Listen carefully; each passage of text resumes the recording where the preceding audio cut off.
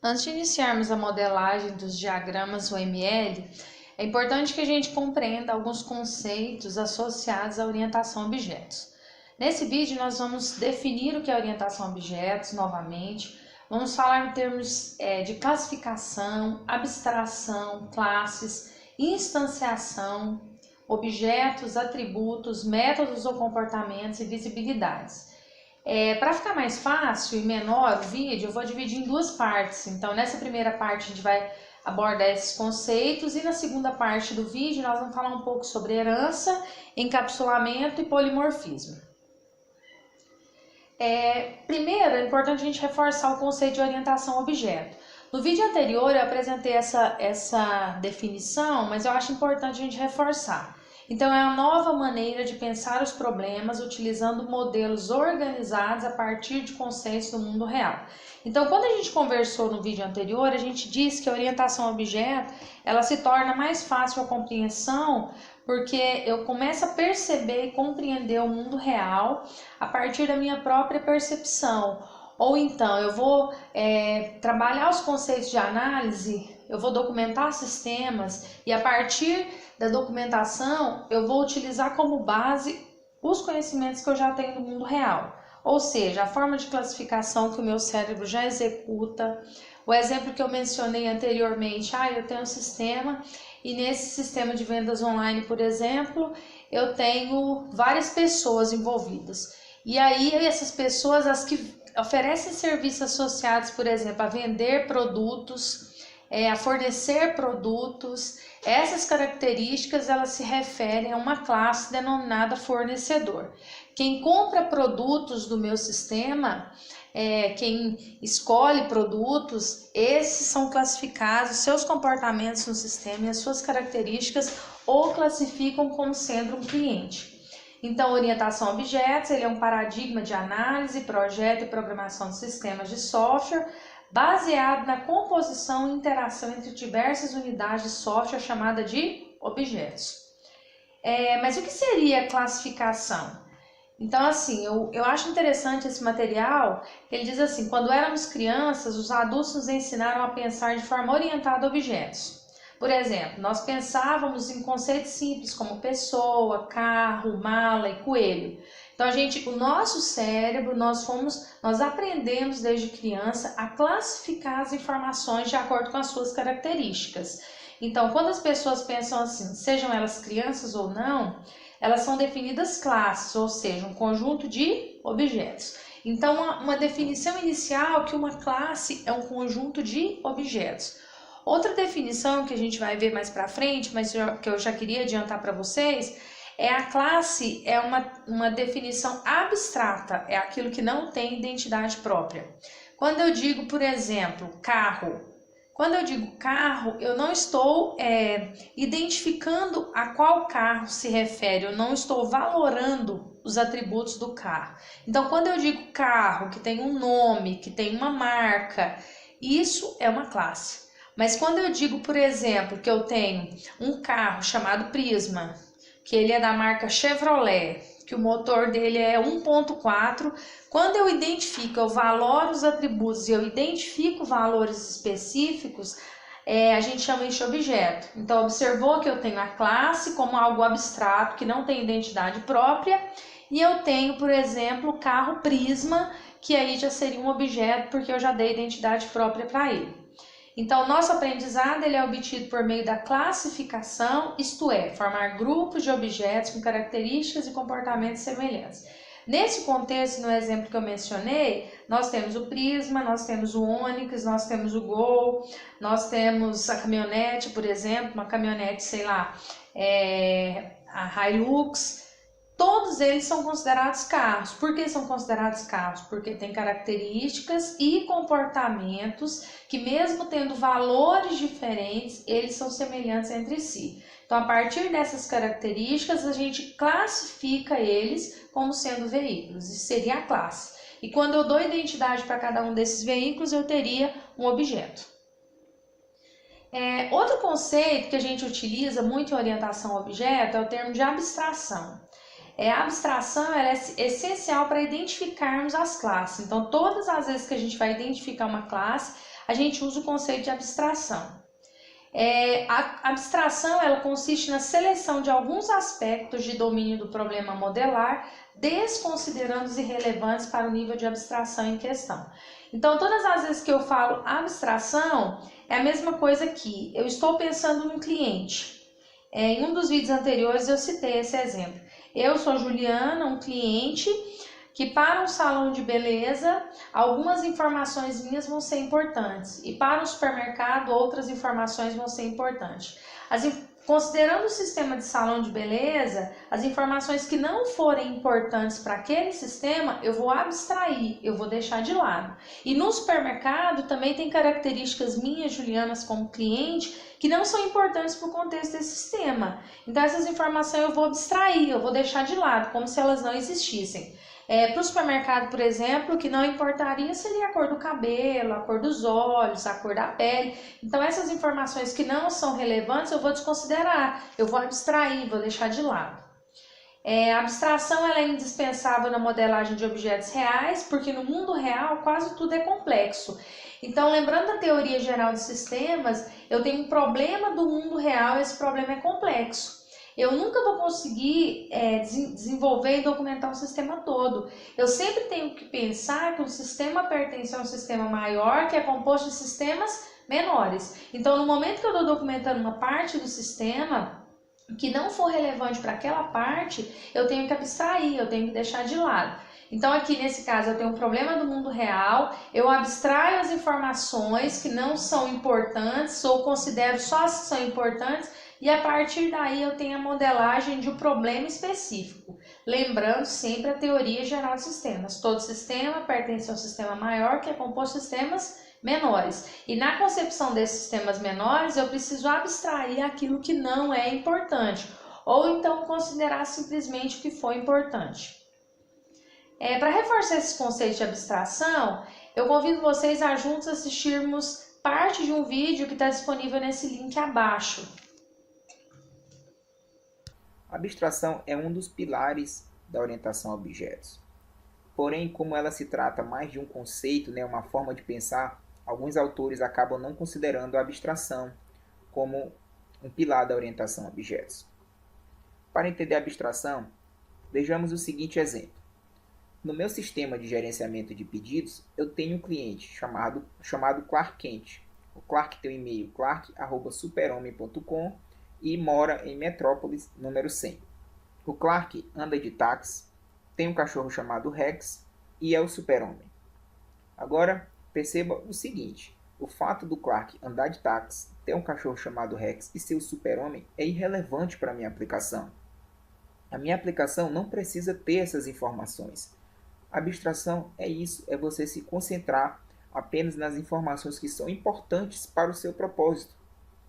Agora, se eu estivesse desenvolvendo um aplicativo de táxi, como Uber ou EasyTaxi, talvez fosse interessante eu saber que o Clark anda de táxi.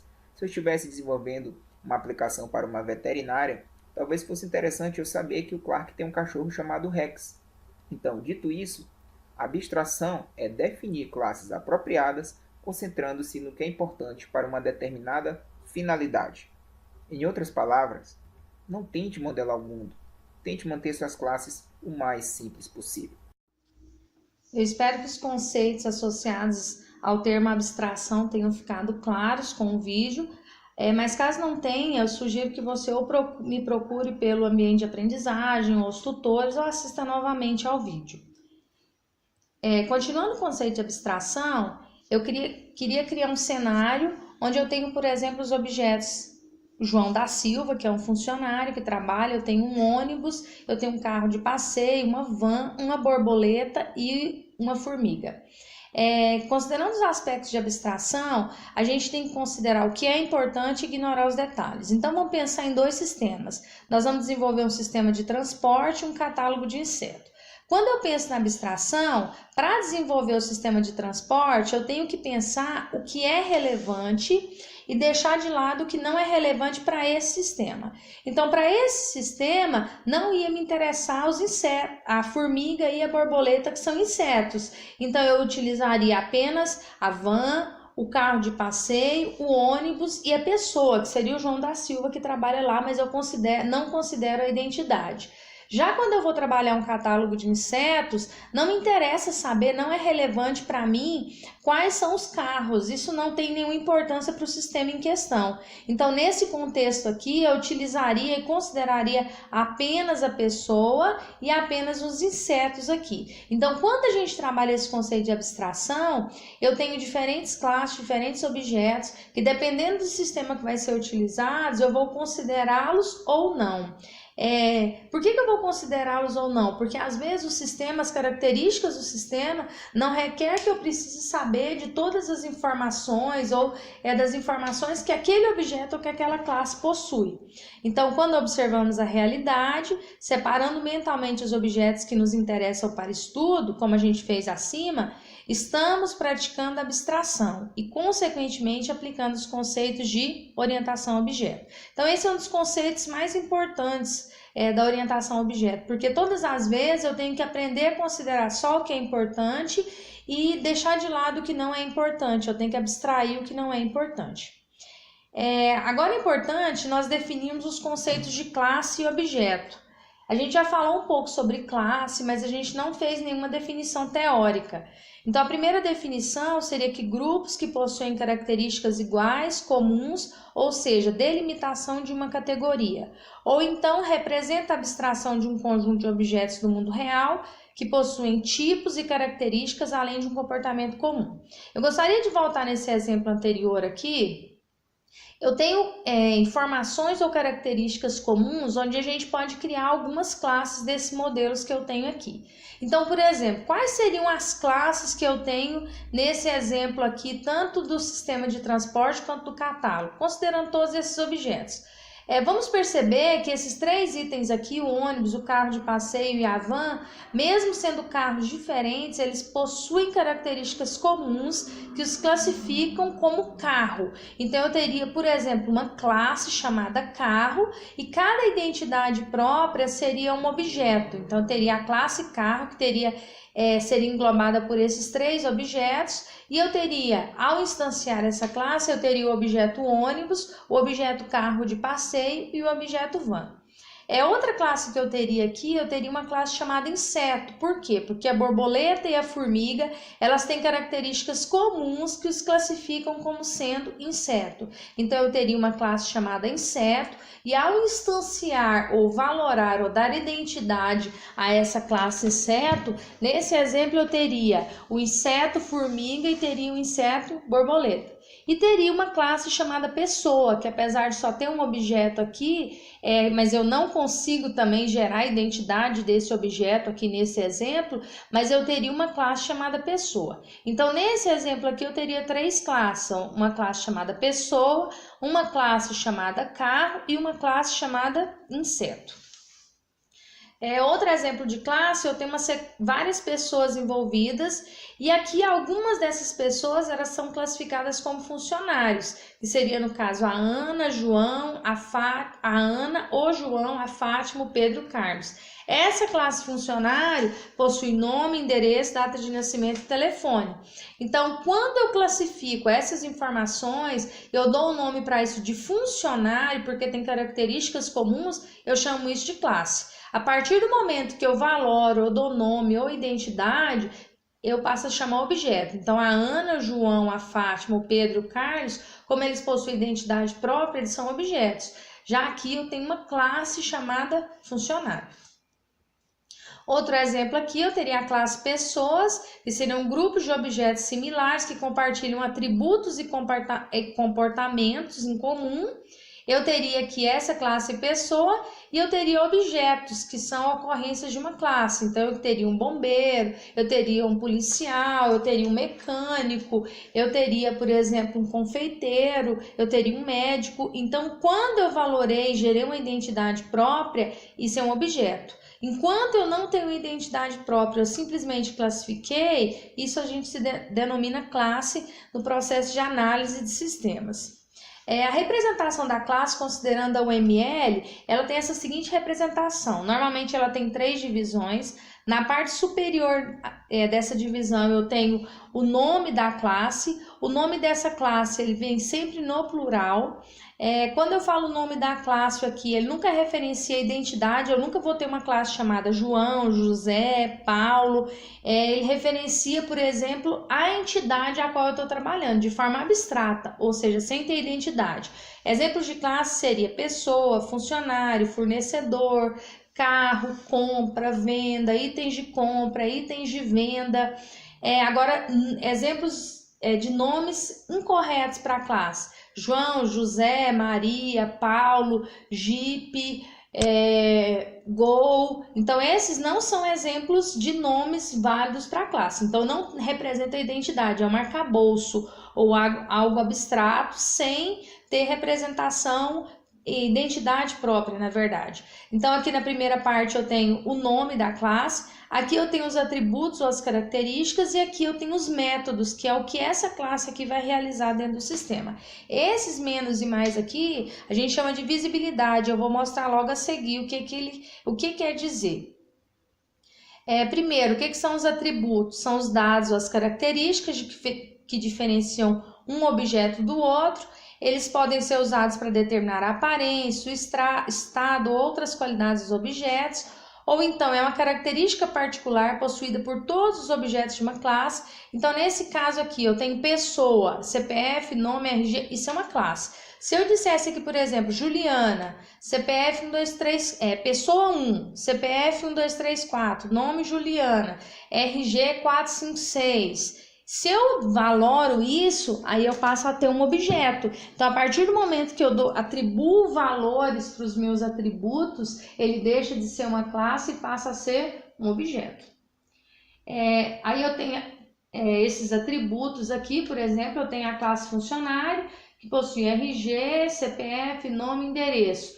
E quando eu digo ali uma descrição, por exemplo, de um código, poderia ser em Java, eu teria esse código aqui, essa representação. E se eu dissesse aqui a identidade desse funcionário, ele deixaria de ser uma classe e passaria a ser um objeto.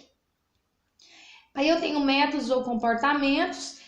Um método ou comportamento, eu vou voltar aqui no exemplo para ficar mais fácil, é o que a classe sabe realizar, são as ações que a classe realiza. Por exemplo, dentro de uma classe pessoa, eu teria incluir, excluir, validar CPF, validar data de nascimento. Então, as ações que acontecem, que são utilizadas dentro dessa classe, ou que essa classe realiza no sistema, a gente chama isso de métodos ou comportamentos, que são representados nessa parte inferior da representação da classe aqui. Então, existem algumas definições aqui. Um serviço que é requisitado a um objeto como parte do seu comportamento em resposta a estímulos. Podemos comparar um método a uma função desenvolvida em uma linguagem de programação qualquer, ou seja, um método representa um conjunto de instruções que são executadas quando o método é chamado. Então, assim, é importante a gente entender que toda classe executa alguns métodos e comportamentos, e eu tenho a representação deles na parte inferior da classe. Alguns exemplos, eu tenho uma cafeteira, por exemplo. Nessa cafeteira aqui, eu tenho o método esquenta, eu tenho o método aumentar temperatura e eu tenho o método diminuir tempo. Então, eu tenho a classe cafeteira, e esses são os 3 métodos que essa classe cafeteira ela executa dentro do meu sistema.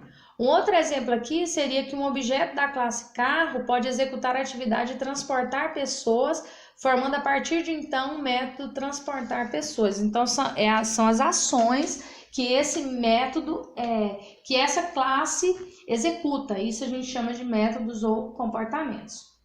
A partir daí, como eu mostrei anteriormente, existe o que a gente chama, toda classe vai ter uma representação de visibilidade. Para cada atributo e para cada método que for representado dentro da classe, a gente precisa representar qual é a visibilidade. Quando eu falo de visibilidade, é o nível de acessibilidade de um determinado atributo. Existem basicamente 3. A pública, que é a mais, onde outras classes podem acessar também essas informações, esses atributos, esses métodos. A protegida, que seriam só classes que estão associadas à herança, só isso. E eu tenho a privada, que é o menos, que significa que somente a classe que possui aquele atributo ou método vai poder utilizar. Um exemplo disso, dessa visibilidade, eu tenho aqui, por exemplo, a classe cliente. Essa classe cliente tem um CPF, que tem um nome e que tem um endereço. E ela tem um método aqui. Só lembrando que toda vez que eu represento uma classe, nos exemplos anteriores... Desculpa, nos exemplos anteriores não tinha, porque era um exemplo mais abstrato, mas aqui a gente já começa a trabalhar de forma mais pontual. Então, eu tenho o atributo CPF, ele é do tipo long, eu tenho um nome, que é do tipo char, com no máximo 30 caracteres, eu tenho o endereço, que é do tipo char, com no máximo 30 caracteres. Aqui, possivelmente, teve um erro de digitação, mas quando a gente representa os atributos, a gente não coloca acento e a gente também não coloca caractere especial, nenhum caractere especial. Nesse caso, não teria cedilha. Quando eu tenho esses símbolos aqui, o CPF...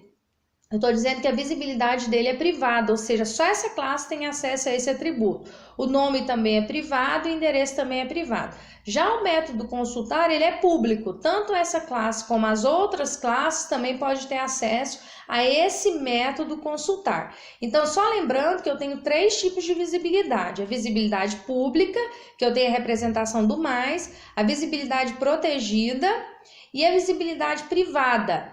Pública, tanto a classe como as outras classes têm acesso, a protegida apenas as classes que estão associadas à herança, que a gente ainda vai ver o conceito, e a privada apenas a própria classe tem acesso à informação, menos. Então, uma vez um aluno me fez uma comparação, por exemplo, privada, professora, que é menos acesso, público é porque é mais acesso, protegido é porque ele está encarcerado aqui. Então, o aluno me fez essa comparação e eu achei bastante interessante. Então, quando a gente fala de visibilidade, a gente tem que pensar nessas características em termos de acessibilidade das outras informações. Outro conceito é a instanciação. A instância é o objeto criado com base em uma classe definida, ou seja, com valores específicos. Quando eu tenho uma classe, quando eu crio um objeto ou vários objetos a partir da classe, a gente está realizando o que a gente chama de instanciação. Ou seja, eu estou instanciando aquela classe que não tem identidade própria e estou gerando um objeto daquela classe. Então, esse processo de transformar uma classe num objeto, a gente chama de instanciação. Então, eu tenho aqui, por exemplo, classe funcionário, que possui nome, endereço, data de nascimento, telefone. Isso aqui seria um exemplo de uma classe. No momento que eu instanciei, eu gerei a instância 1 aqui, por exemplo, o objeto funcionário 1, que mora na Avenida Curitiba, 44, que possui data de nascimento 5/3/69 e que possui esse telefone.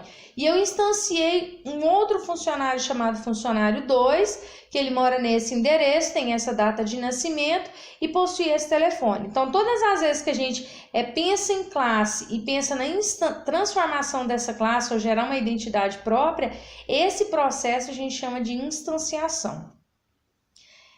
Só uma brincadeira aqui, conclui-se então que objetos com propriedades e comportamentos idênticos são descritos como instâncias de uma classe. Então, eu tenho aqui todos os animais que têm pescoço longo, são manchados, são caracterizados como sendo girafas. Existem outras características que classificam aqui como sendo leão e outras cobras. Então, a partir do momento que surge um novo modelo com outras características, eu preciso classificar essas características a partir de características comuns que outros animais, por exemplo, nesse contexto, ele também venham a ter.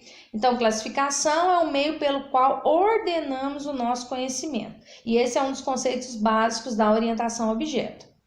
Então, a gente tem, a partir do momento que a gente tem a classe, que é algo abstrato, sem identidade, eu faço o processo de instanciação, ou seja, gero um novo objeto a partir de uma classe, a gente precisa entender o conceito de objeto. Então, eu tenho membros ou objetos da categoria classe, ou seja, coisa com limites e significados bem definidos para o problema em questão. Algo do mundo real com limite bem definido e identidade que engloba atributos e operações, sendo uma instância da classe. Então, um objeto ele possui estado, exibe um comportamento bem definido e possui identidade própria. Então, aqui eu tenho o estado, que são as características que definem o martelo. Ele chama X, tem um cabo de madeira e a cabeça de metal. O comportamento dele, por exemplo, pregar pregos aqui ou martelar, e a junção do estado e do comportamento geram a identidade dele. Então, o objeto, ele possui identidade própria, e essa identidade, ela é gerada a partir da especificação do seu estado, que são as características que ele possui, características valoradas aqui, que possuem valor específico, e o comportamento, as ações que ele executa. Outro exemplo aqui, eu tenho um objeto que chama Carlos, 1,75 de altura, peso 72, cor dos olhos castanho, sexo masculino e cor dos cabelos castanho. Supondo que o ambiente de Carlos fosse de cliente de um salão, suas operações poderiam ser agendar horário, desmarcar horário e alterar endereço. Então, observem que aqui também eu tenho um conceito de abstração embutido. Por quê? Porque as ações do Carlos aqui, elas só estão associadas ao problema ou ao sistema em questão, que nesse caso seria um salão de beleza. Se esse mesmo Carlos estivesse atuando em outro sistema, ele com certeza teria ações diferenciadas dessas ou comportamentos diferenciados desses. Um exemplo conceitual de classe objeto, aqui a gente tem uma classe que é um modelo conceitual, não tem nenhum valor específico, não tem nenhuma identidade. A partir do momento que eu construí uma casa, a partir dessas características, pintei, eu tenho características específicas dela, valoradas. Observem que aqui eu tenho tamanho, eu tenho cor, eu tenho altura, o tamanho de cada cômodo. A partir daí se chamou objeto. Outro exemplo clássico, vamos imaginar o jogo da FIFA. Eu acho que todo mundo já deve ter visto esse jogo da FIFA. Quando eu olho a classe jogador, ou seja, as características que definem como sendo um jogador, que seria aceleração, controle de bola, o drible, a finalização, a velocidade, isso seriam as características, os atributos, e eu teria como método chutar, correr, driblar. Olhando para essa classe, eu não consigo identificar nenhum jogador específico, então eu digo que isso é algo abstrato, é algo conceitual, ou um arcabouço. Alguns autores chamam isso também de arcabouço, é algo sem identidade própria. A partir do momento que eu valoro, eu tenho algumas características, alguns jogadores específicos. Então, nesse caso, o Messi, ele é um objeto que pertence à classe jogador. Por que ele é um objeto? Porque ele tem um nome específico, ele tem características específicas, eu consigo identificar quem é o Messi a partir das suas informações que foram atribuídas aqui.